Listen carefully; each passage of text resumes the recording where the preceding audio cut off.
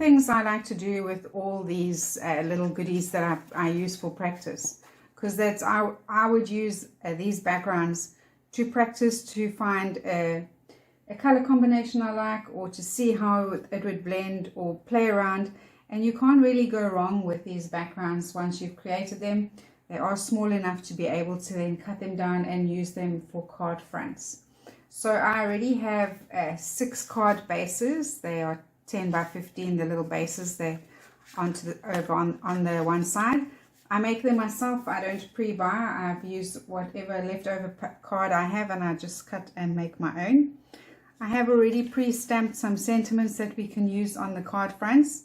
And then I sizzixed out these awesome florals from the Tim Holtz Artsy die set. They are really, I think they're going to look really fun. They're just going to add that one little interesting element to the cards. Okay.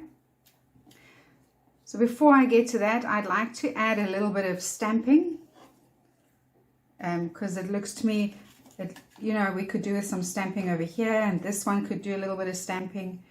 This one I think we're just going to leave like that, and this one we will leave like that. But these ones I think we could actually get some awesome stamping going. So for this one, I'm just going to stamp using the script text, listen to that, just using my script stamp.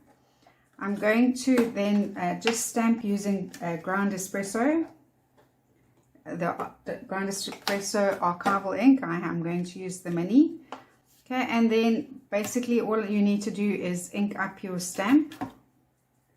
I'm going to put some ink, get on as much ink as I can. Okay, let's see if I can get it inked up. So what I'm doing is I'm just putting ink kind of in the middle. I'm not putting any ink on the sides, because I don't want to get a solid image stamped. I'd like to get a distressed, and I'm going to use and then just line this up and stamp in the middle and add a little bit of pressure.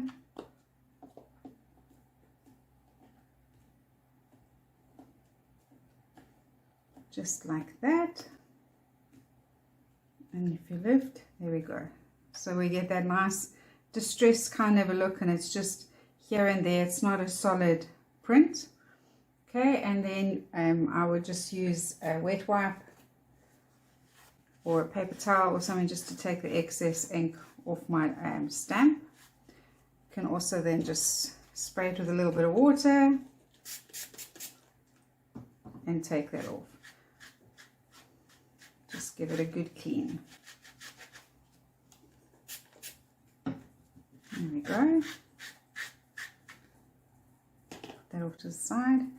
So for me, I think that's going to make a nice card front, and we can make this nice and a nice simple one, which can say hugs and kisses. And the little floral that I'd like to use for this, I'll get to it later. I'm going to color these ones in as well. I think this lollipop one will probably work nicely on that. So that's where we're going with that one. Right, for these ones, let's see, for this one, let's stay with that stamp. I'm also going to stamp that text stamp over here. But again, I don't want it to come all the way over. I'd like it to overlap some of the stenciling. So we'll go back to this, and let's go with vintage photo. Okay, so I'm going to do the same thing. I'm going to ink up the script stamp just here and there in the middle. I want to get on quite a bit of ink. Okay, I would normally put it down on the table, but the tapping is making the table wobble. Okay, so we've got that, some ink on like that. I don't want too much of the ink to come down the bottom here, so I'm going to take my wet wipe, wet it a little bit, and just tap off some of the ink over here. So if I hold them two next to each other like that, I can see more or less here work there is, so the ink would need to come off closest to to the center, because when I flip it, it's like this. Take it more to the top and stamp. I'm going to put a little bit of pressure. Let's see what we get. There we go. So again, it's gone from nice and full and it's faded perfectly into this little piece over here. So I'm quite happy with the way that's turned out. Again, we can just wipe off the excess ink. Right, so with this one, the sentiment that we could use with this one could be thank you. And we could probably put this one with it. But we'll get around to doing that. So for this one, I want to add make like a collage kind of stamp. It's light enough for me to also venture into using other colors. So I'm going to use some speckled egg, right? And we could also get a little bit brave and use a color, an archival color, something that like crackling campfire, something totally opposite to what we are busy with. So this time I'm going to use this little stamp, and I'm going to create a collage of stamps. So it's nothing, so we'll start, maybe we can put the little 5 here. We can just play around and see what we get. All just fun stuff, just fill up the entire background with some interesting stamps.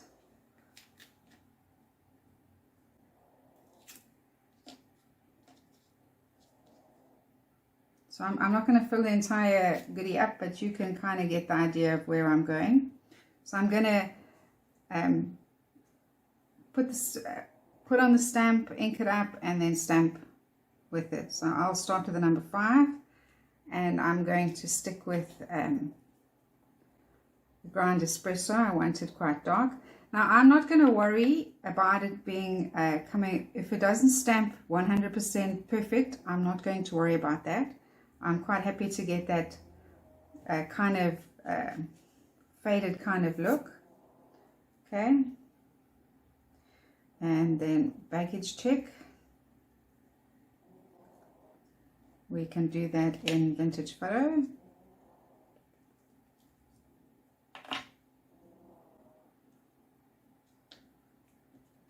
Let's pop that in over here. So I just want to build up the background with a whole lot of random stamps here and there. I can use this one again.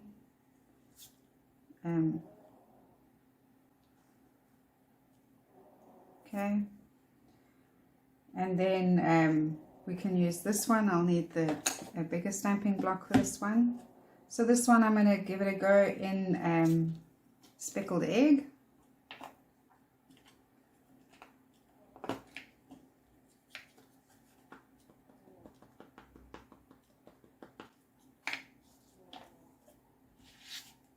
Let's pop that in over here. Like that. Again, I don't mind that it's light, and I think I'm going to create like a background with it, just like a repetitive bit of a background. And the nice thing about having it light like that is that I can then stamp over that with another color as well. So besides layering your inks, you can also layer your stamps. Okay. Right. So I think we need some more, like this factory, we need another little word maybe to go up there. Let's pop that one on, and we'll do Vintage Photo again.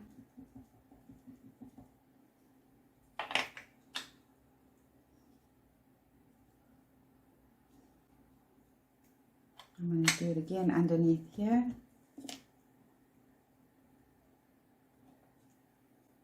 You just want to play around and add some stamping. I think I'm going to add 2 more. I'm going to use this one. I'm going to use the crackling campfire. That's going to be that color that's just kind of going to pop, make things pop. So let's put one here. See how nicely that looks. And we can put another one down. Let's have it half off, half on. And then maybe here at the top. That's starting to look quite nice. We can maybe even do another one over here. There we go. And then I've got this last stamp, which I think I'm going to do with the black. Oops. Or let's go with ground espresso. I'm going to pop this in over here.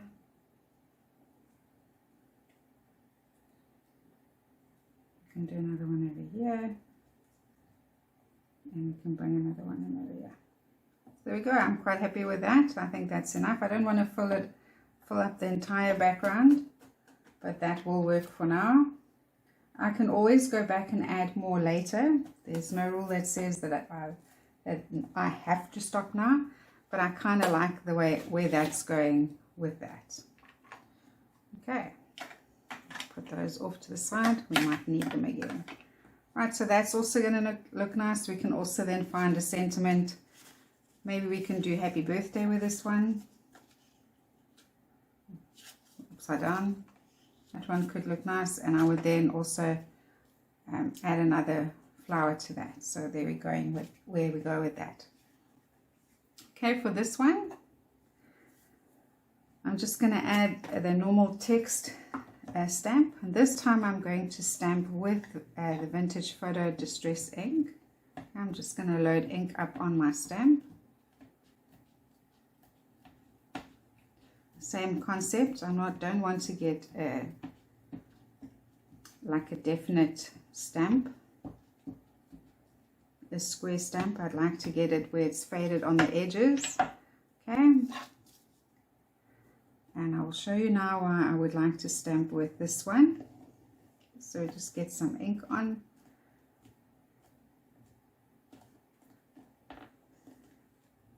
There we go. You can see that it's come out.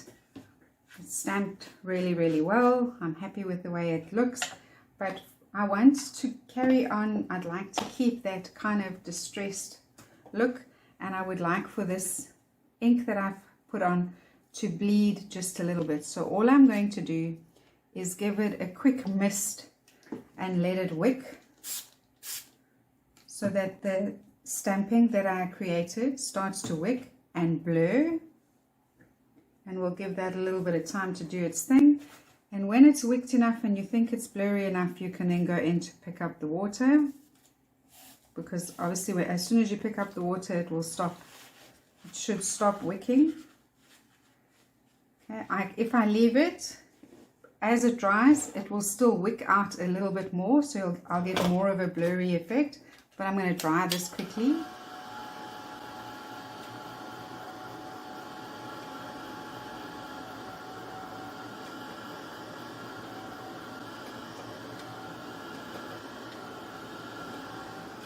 And there we go.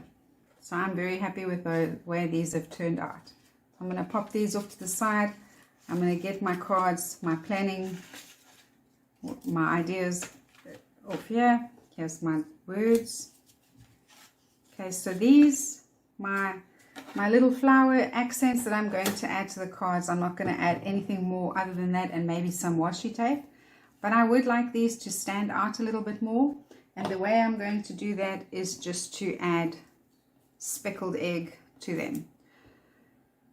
So we can color them two ways. We can add the ink with a blending tool, and you can see that's going to take a bit of time and it makes them move all over the place.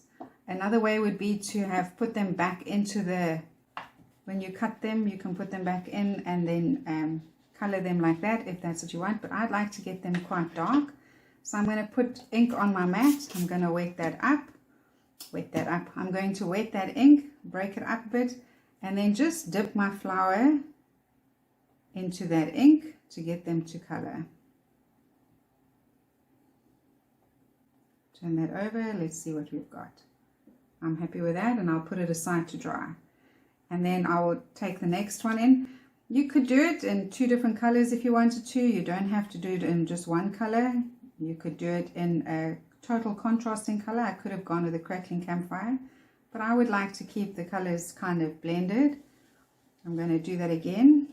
So I'm trying to keep the same tone of color running through. Okay, a quicker way obviously also would have been to use a spray stain, but I just want to show you how, just by having the ink pads, all the things you can get away with doing.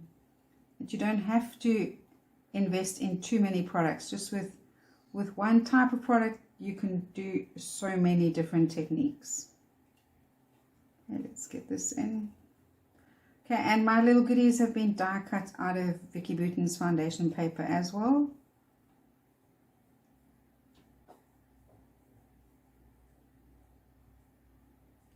That one we're obviously going to have to add a little bit more. So I'll add some more ink to my mat, maybe just a little bit more this time. Give that a bit of a wet. Break up the ink. And then put the flower in. I think this is the right side, yep. So I'm just going to keep coloring my flowers. Got one more to go. There you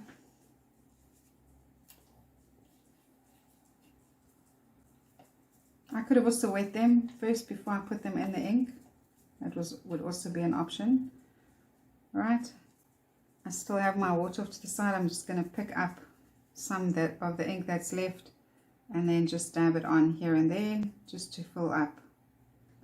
Okay, then these I would obviously put aside to dry. I'm going to speed up that process by using my heat gun. Just want to clean up what is here. And some of them I might go back in and add another layer. I will only know that once they have dried. Let me get them all back here so that makes it easier for me to dry them.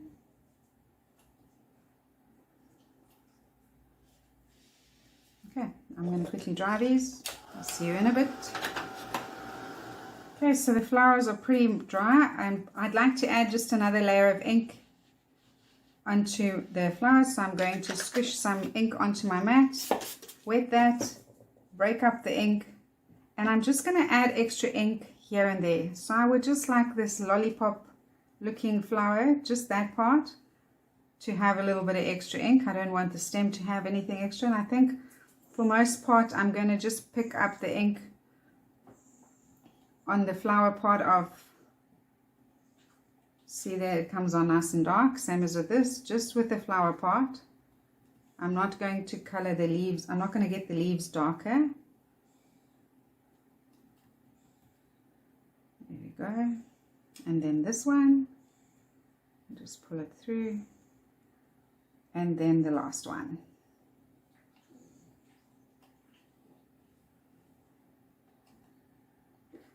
Okay, so those will also need just a little bit of drying. I'm going to leave them off to the side to dry, and while they are drying, before I add the heat gun to them, I'm going to cut up the sentiments that are going to go on the page. Right, so we can put that off to the side for now. Move these out of the way. Whoopsie doopsie. Right. So I know that my cards are 10 by 15, and I'm going to eventually cut these down to 14.5 in width. So I know that these need to be, I need to cut them to 14.5 centimeters. I need to trim them down. So I'll just use my paper trimmer. I'm going to cut, so this is 15, so I'm going to cut 1 centimeter off the one side. They don't have to be exactly the size of the card. I'm going to cut mine down to 14, so that gives me 14 centimeters. And then I'm just going to trim a little bit off the top and the bottom of each of the sentiments. So I'll just do one, and then I'm going to speed up the video and do the rest.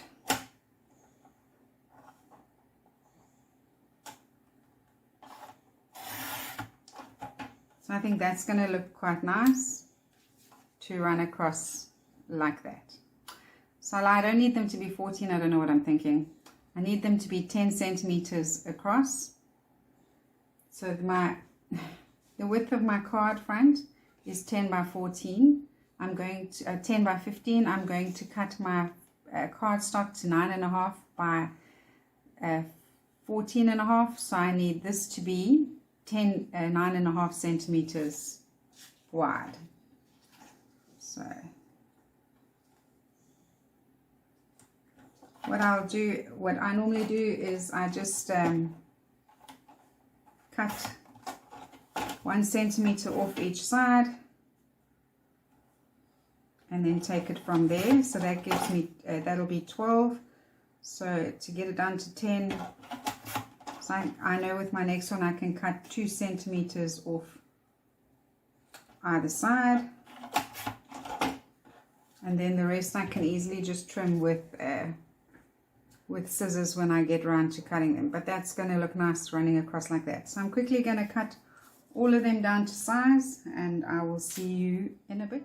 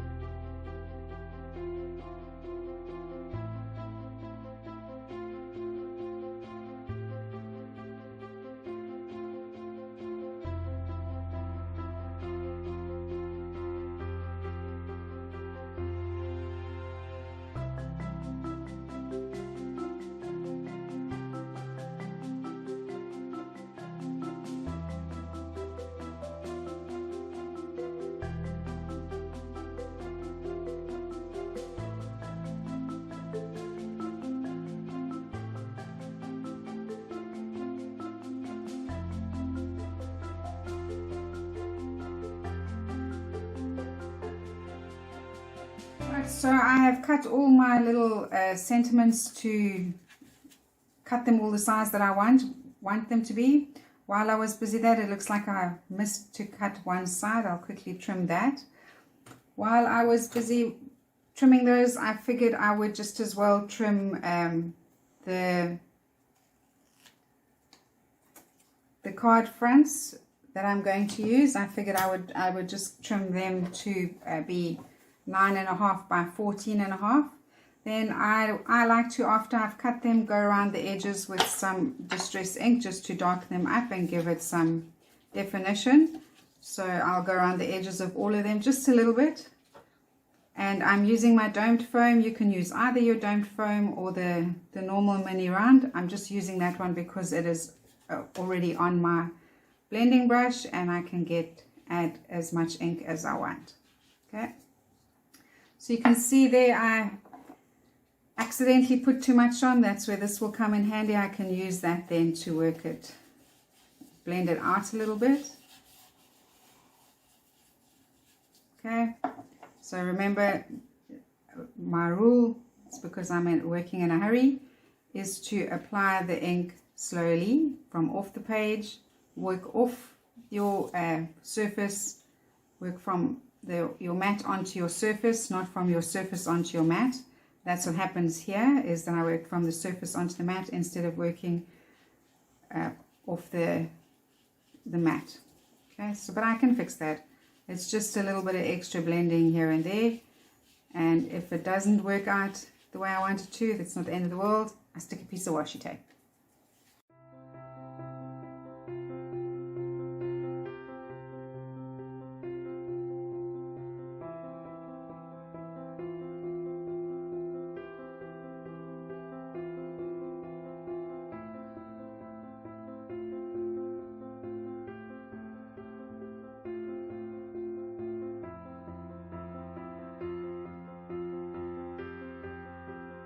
next thing, oops, I wasn't supposed to put it away.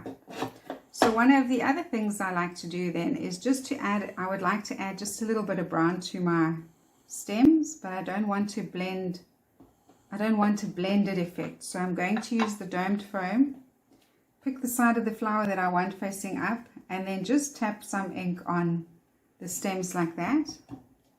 So here and there it'll blend and create like a tealy greeny kind of color. I'm just tapping the ink on, I'm not rubbing. If I start to blend the ink, I stand the risk of pulling the stems apart. And I also only want a little bit of ink on. I'm not after a lot of ink.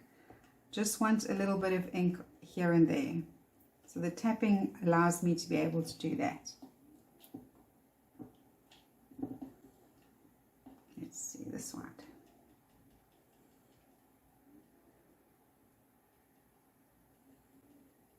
And there we go. Right, then these the sentiments that I've cut out, I'm also just going to ink the edges very lightly. I'm just going to ink top and bottom. I'm going to put on a tiny little bit of ink. It's also probably the only time I will hold whatever I'm inking up and not work with it down on the mat, simply because I only want to catch ink on the edges. I don't want to blend in. I don't want to blend the ink in. I just want to get a little bit on that cut line. And you'll see I'm not doing the sides. I'll do that at a later stage. Once it's stuck in, I'll go in and add that little bit of extra ink on the sides of it, because I don't know if I need to trim some off or not. So just adding a little bit of ink with what's left on the sponge from all the inking. I'm not going to reload. There is enough ink left on this blending tool for me to be able to ink the edges of all the sentiments.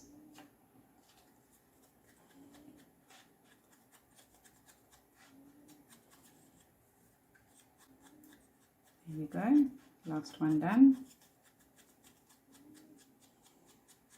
And just something to remember, if you hold your finger behind where you're adding the ink, your paper is not going to buckle. It's easier than if I've got no support there. So I will move my fingers to the area that I'm inking and move my fingers to where the area that I'm inking, instead of trying to hold it here and ink all the way up. I know it seems like it seems like common sense, but I often see people battling because they are not holding their piece of paper where they're inking. So it just means to move it a little bit, or use 4 fingers to hold, and then if you are holding in the middle, use this one then to just secure the paper so that it's not doing that. Right, that's just my little 5 cents worth when it comes to inking around the edges. Okay, so we're going to put those aside. So basically all I'm going to do, I'll do one with you. I'm going to do one, and then I'm just going to speed up the video. So I think I've got sentiments, that's 2 thank yous, 2 happy birthdays, and 2 hugs and kisses. So I think this one will do a hugs and kisses. I'm going to kind of use the same format or formula for all of them, because I'm making them as a set. So that these will, the sentiment will go more or less in the same place, and then I will put the flower, I'm going to touch the flower like that. I'm going to, on my solid ones, I'm going to attach the leaves flat, and I'm going to put a little foam square behind the flower, just the flower, so that the flower lifts up and everything else is flat like this. Okay, so for me, it looks to me, I feel that the sentiment is not sticking out as much as, or not sticking out, not standing out as much as I would like it to. So all I'm going to do is give my sentiments a little, mat them with a little bit of black like that, so they can stand out nicely. Okay, and then I'm going to attach that in place, and then I'm probably looking at adding some washi tape. I've pulled out a few I thought I might like to use. So I've got this one, I have this nice black one, and then I have this tape measure one as well. Okay, so I've pulled out a few. So basically what I'm going to do now is just assemble all the cards. I'm going to put some music on, and you can watch me work.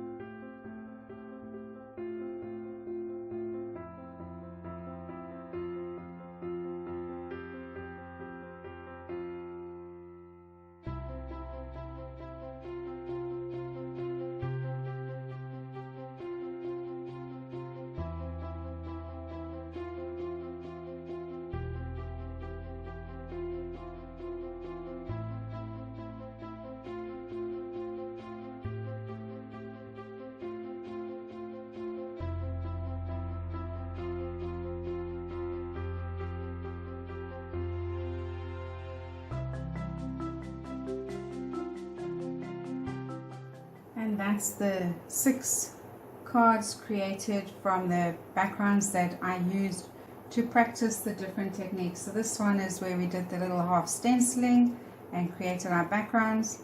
Here I've added some stamping to my background, just very light stamping. You can pick it up nicely over there. And then just a little bit of washi tape, and then when I was done putting the cards together, it felt like it just needed a little something to tie it all in. And just by adding that tiny little heart stamping that in a vintage photo, it's just managed to tie everything together. So if I bring it a little bit closer, you can see there's the one where we used some stenciling through and the little flowers added to that with the hugs and kisses. So this card's ready to go. Then there's this one. You also see this one quite nicely. It's come out. And then a thank you one. I really like the way this has come out. And by adding my washi tape like I have, it frames this little area, because I was going to cover it up and then I wasn't going to cover up, but I wanted this to stand out, so this little part of artwork stands out, so that whoever receives your card can see the work that you've put into making some backgrounds. So that's basically what I do with the cards, is I add small little things, and I use that then to show off the artwork that I've been able to create using the ink, stamps, embossing folders and stencils. I hope that you've enjoyed this short, brief little introduction into the world of distress. There are so many things you can do with these distress inks, and I have barely scratched the surface of what we can do with distress. It's all about experimenting and not being afraid to try some. Remember to submit your makes to my folder. I will be class number 1. Submit, you need to upload your projects to class number 1. The prize for my class is access to Scrap Savvy workshops for the whole of April. You get 4 workshops that will be available weekly throughout the month of April. So ladies, I look forward to seeing what you do, and enjoy the rest of NSD. Thank you for watching.